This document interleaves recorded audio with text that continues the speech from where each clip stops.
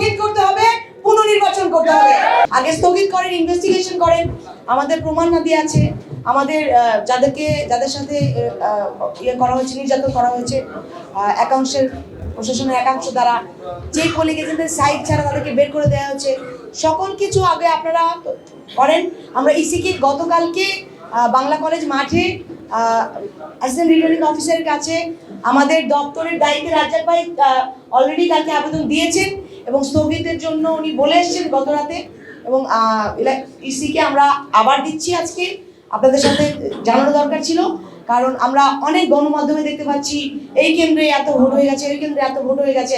যেহেতু গণমাধ্যমে বট বাহিনীর অনেক প্রচার প্রচারণা বেশি, যৌক্তিকতার রিয়েলিটি কি ছিল, মাঠে আসলে কি হয়েছিল, সেই জিনিসগুলো সামনে আনা দরকার।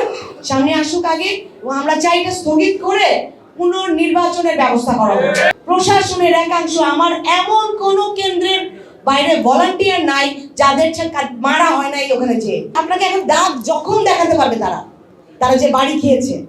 আমরা আপনাদের কাছে দাবি জানাচ্ছি, আমরা কিন্তু রাস্তায় আন্দোলনে যাই নাই এখনো। এটা প্রমাণ করে আমরা সাংঘর্ষিক কিছু করতে চাই না।